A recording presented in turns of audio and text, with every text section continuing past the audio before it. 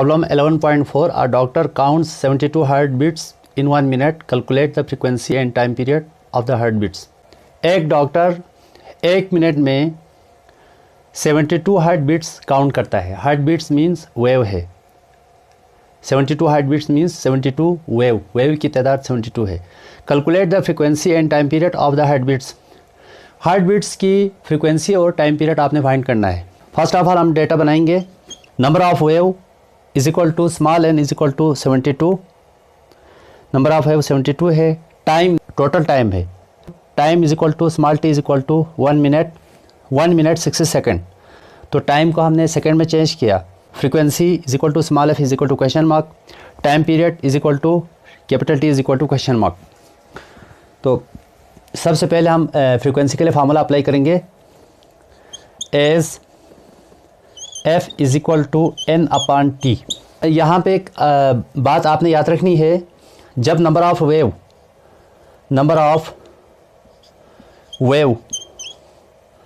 को हम n से ज़ाहिर करते हैं. अगर नंबर ऑफ वेव 1 है तो फ्रीक्वेंसी का फार्मूला होगा 1 अपॉन टी. लेकिन अगर नंबर ऑफ वेव 1 से ग्रेटर हो तो फ्रीक्वेंसी का फार्मूला लगेगा n अपॉन स्मॉल टी. यहाँ n की जगह 1 रखा हुआ है. तो यहाँ पे नंबर ऑफ वेव 1 से ज़्यादा है तो ये वाला फार्मूला लगेगा. तो यही फार्मूला मैंने यहाँ पे लगाया है. तो f is equal to n है हमारे पास 72.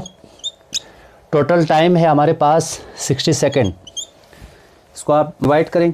72 डिवाइड बाय 60. इसकी वैल्यू आ रही है, फ्रीक्वेंसी की वैल्यू आ रही है 1.2 hertz. This is your first answer. पहला आंसर आपके पास आ गया है. अब टाइम पीरियड हम कैलकुलेट करेंगे. एज टाइम पीरियड का फार्मूला है t is equal to 1 upon f. T is equal to, अब f की वैल्यू हमारे पास आ गई है. देखो यहाँ पर 1.2 है तो f की जगह 1.2 रखें. 1 डिवाइड बाय 1.2. इसकी वैल्यू आ गई आपके पास 0.83 सेकेंड.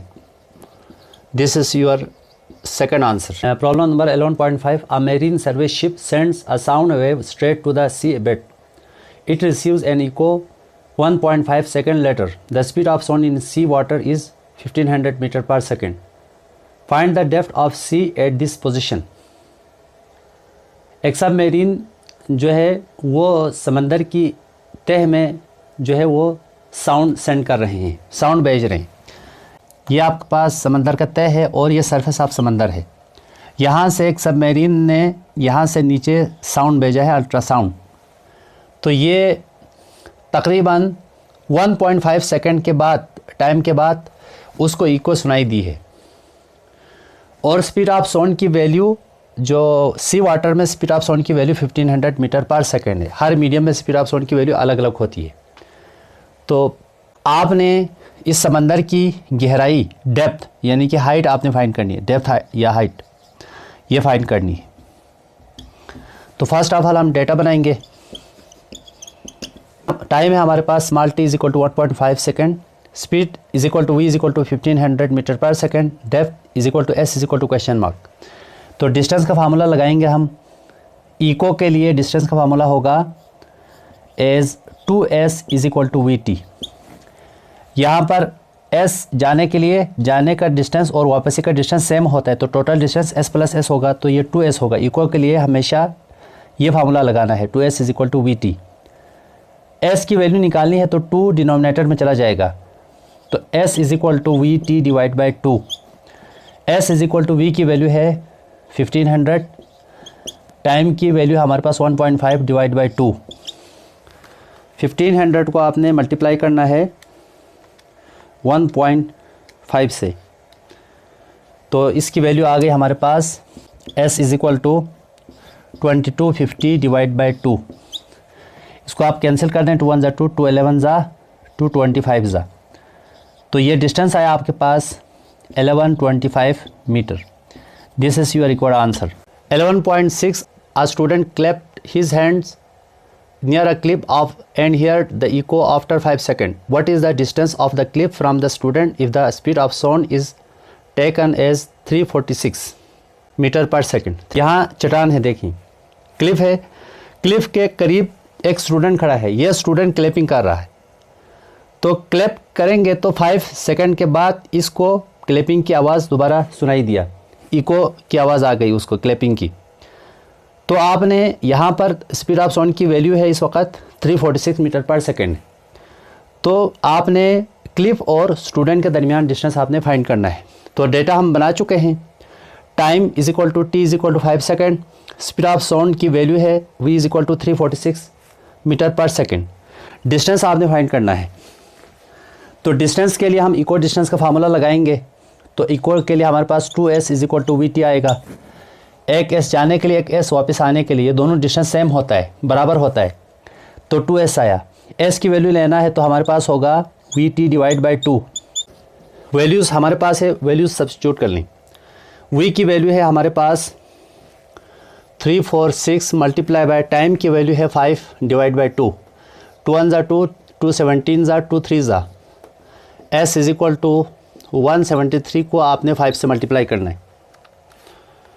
173 मल्टीप्लाई बाय 5, तो डिस्टेंस की वैल्यू आ गई हमारे पास 865 metre. This is your required answer. Problem number 11.7, a ship sends out ultrasounds that returns from the seabed and is detected after 3.42 seconds. If the speed of ultrasound through seawater is 1531 meter per second, 1531 meter per second, what is the distance of seabed from the ship?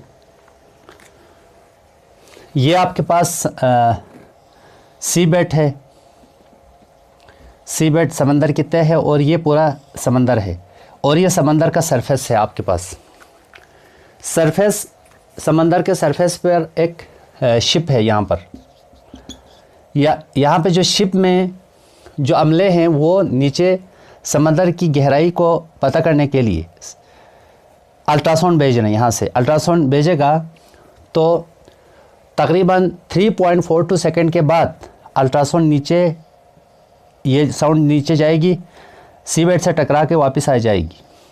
तो नीचे जाके वापस आने तक total जो time है हमारे पास 3.42 second लगाती है साउंड। और समंदर में जो स्पीड ऑफ साउंड की वैल्यू है 1531 मीटर पर सेकंड है। शिप और सीबेड के दरमियान जो डिस्टेंस है वो आपने फाइंड करनी है। तो फर्स्ट ऑफ ऑल हम डेटा बनाएंगे।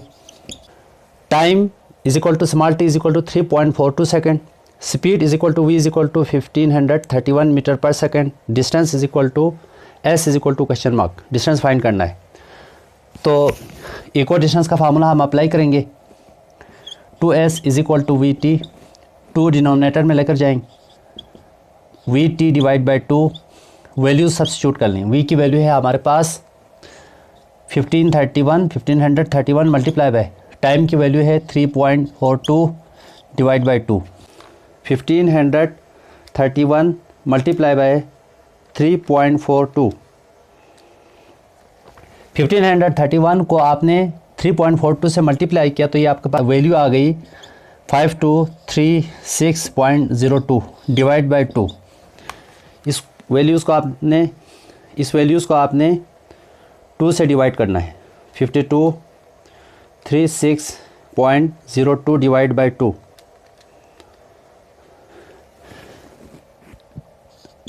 तो डिस्टेंस की वैल्यू आ गई हमारे पास 2618 metre. This is your answer. Problem number 11.8, the highest frequency sound humans can hear is about 20,000 Hz. What is the wavelength of sound in air at this frequency at a temperature of 20 degrees centigrade? What is the wavelength of lowest sound we can hear about 20 Hz? Assume speed of sound in air at 20 degrees centigrade is 343 metre per second. उनकी जो highest frequency है जो इंसानी जो कान सुन सकता है उसकी highest value है 20,000 Hz। 20,000 Hz पर आपने आवाज़ की जो 20,000 Hz पर आपने वेवलेंथ फाइंड करनी है। और टेम्परेचर है उस वक़्त साउंड की जो है ना हमारे पास है 20 डिग्री सेंटीग्रेड। लोएस्ट जो फ्रिक्वेंसी है वो हमारे पास है 20 Hz है। आवाज़ की जो लोएस्ट फ्रिक्वेंसी जो ह्यूमन एयर सुन सकता है उसकी जो लोएस्ट फ्रिक्वेंसी है 20 Hz। 20 Hz पर भी आपने वेवलेंथ फाइंड करनी है। 20 डिग्री सेंटीग्रेड पर स्पीड ऑफ साउंड की वैल्यू है 343 metre per second. Data highest frequency is equal to FH is equal to 20,000 hertz. Wavelength at this frequency is equal to lambda is equal to question mark. Lowest frequency is equal to FL is equal to 20 hertz. Wavelength at this frequency is equal to lambda is equal to question mark. Speed of sound at 20 degree centigrade is equal to V is equal to 343 meter per second. As V is equal to F lambda, V is equal to F lambda wave equation है, यहाँ से wavelength की value ले लें आप, तो lambda is equal to V upon F। इसको equation 1 लिख दें। equation 1 can also be written as, देखिए मैं इसको सबसे पहले हाईएस्ट फ्रिक्वेंसी के लिए फार्मूला बनाऊंगा, फिर मैं इसको लिखूंगा लोएस्ट फ्रिक्वेंसी के लिए। तो हाईएस्ट के लिए हम लिखेंगे lambda is equal to v upon FH, इसको आप इक्वेशन 2 लिख दें। लोएस्ट के फ्रिक्वेंसी के लिए होगा lambda is equal to v upon FL, इसको आप इक्वेशन 3 लिख दें। फ्रॉम इक्वेशन 2, इक्वेशन 2 से आप इसको सॉल्व कर सकते हैं। V की वैल्यू है हमारे पास 343, हाईएस्ट फ्रिक्वेंसी है 20,000। 20,000 को आप पावर में लिख सकते हैं, 2 मल्टीप्लाई बाई 10 की पावर 4 लिख सकते हैं। 10 की पावर 4 ऊपर नोमिनेटर में लेकर जाएं तो ये -4 हो जाएगा। 343 डिवाइड बाय 2, इसकी वैल्यू आ रही है लैम्डा इज इक्वल टू 171.5 10 की पावर -4। इसको प्योर स्टैंडर्ड फॉर्म में आप चेंज करें तो पॉइंट यहाँ से राइट से लेफ़्ट की तरफ 2 नंबर जंप करेगा। राइट से लेफ़्ट की तरफ 2 नंबर जंप करे तो पावर रेज होता है प्लस में, 10 की पावर +2, तो 10 की पावर -4। अब देखिए यहाँ पर लास्ट में 5 है, लेफ्ट में ऑड नंबर है, तो 5 को ड्रॉप करके लेफ्ट साइड में एक नंबर ऐड कर दें। राउंडिंग ऑफ किया हमने। 1.72 मल्टीप्लाई बाय बेस में पावर ऐड करें -2 मीटर। ये आपके पास पहला आंसर आ गया। इसको आप फर्दर राउंड ऑफ करके 1.7 10 की पावर -2 मीटर भी लिख सकते हैं। लास्ट में जो 2 है उसको आप ड्रॉप कर सकते हैं। अब आपने लिखना है यहाँ पर now from equation number 3 lambda is equal to v की वैल्यू है 343, FL लोएस्ट फ्रिक्वेंसी हमारे पास है 20 हर्ट्ज है। लैम्डा इज इक्वल टू 343 को आपने डिवाइड करना है 20 से, ये वैल्यू आ गई आपके पास 17.15 मीटर। आखिर में 5 है, 5 को ड्रॉप करके लेफ़्ट साइड में आप एक नंबर ऐड कर दें तो आपके पास रूल है, देखो आखिरी नंबर 5 के बराबर हो तो लेफ़्ट में अगर ऑड है तो उसको हम नियरेस्ट इवन नंबर में राउंड ऑफ करेंगे। तो 1 ऑड है तो नियरेस्ट इवन नंबर है 1 का 2, तो ये 17.2 मीटर, ये आपके पास फाइनल आंसर भी आ गया।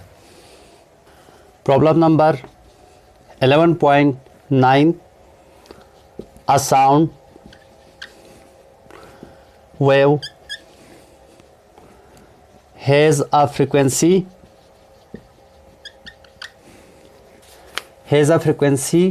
of 2 kilohertz and wavelength 35 centimeter. How long will it take to travel 1.5 kilometre?